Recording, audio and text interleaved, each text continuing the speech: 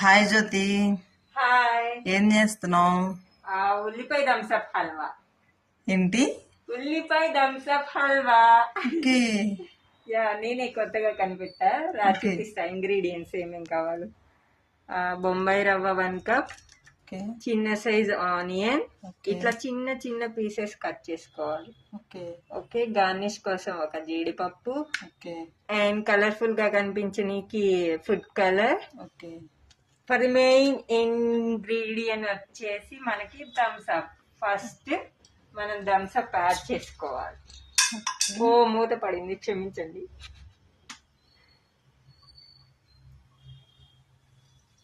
ఈ బాటిల్ అయితే సరిపోతుంది. ఓకే.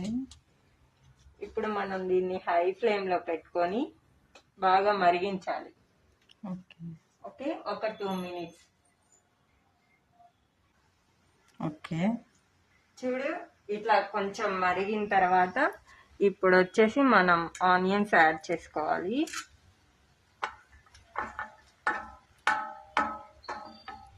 ఇవి కూడా ఒక 2 మినిట్స్ ఉడికించుకోవాలి.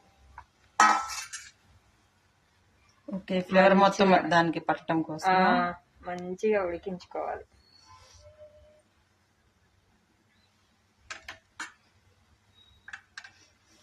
సో మనం దీని మీద లిడ్ పెట్టేసి ఒక 2 మినిట్స్ ఉడికిద్దాం. ఓకే, ఒక 2 మినిట్స్. ఇలా ఒక 2 మినిట్స్ ఉడికిన తర్వాత మనం రవ్వ యాడ్ చేసుకోవాలి. ఇది ఉండలు కట్టకుండా ఇట్లా తిప్పుతూ ఉండాలి కొంచెం సేపు ఉడికేంత వరకు.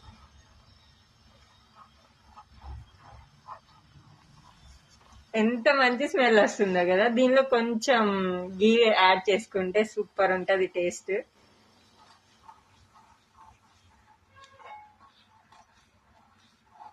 అంటే నేను తినలేదు, మా ఫ్రెండ్స్ తిన్నారు, వాళ్ళు చెప్పారు టేస్ట్ బాగుందని. నాకు తినే అంత సాహసం అయితే నేను. ఇప్పుడు కొంచెం ఫుడ్ కలర్ యాడ్ చేసుకున్నాం. చూడండి ఎంత కలర్ఫుల్ గా ఉందో కదా. మేము మార్నింగ్ చేసుకున్న ఉప్మా ఉంది, మిగిలిపోయింది. అది కూడా ఉంటే మీరు కూడా కావాలంటే యాడ్ చేసుకోవచ్చు. మిగిలిపోయిన ఉప్మా వేస్ట్ అవ్వకుండా ఇలా యాడ్ చేసుకుంటే టేస్ట్ చాలా బాగుంటుంది అని మా ఫ్రెండ్స్ చెప్పారు. నేనైతే తినలేదు.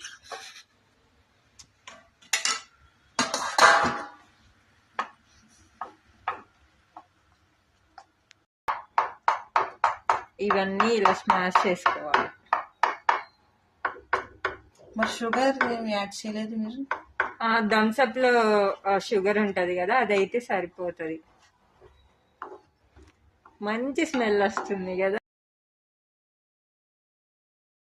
కంప్లీట్ అయిపోయింది. ఫైనల్ గా వచ్చేసి మన థమ్స్అప్ హల్వా అయితే రెడీ అయిపోయింది. ఇప్పుడు సర్వ్ చేసి టేస్టింగ్ కి మా ఫ్రెండ్స్ కి ఇద్దాం. ఓకే, గ్యాస్ ఆఫ్ చేస్తున్నాం.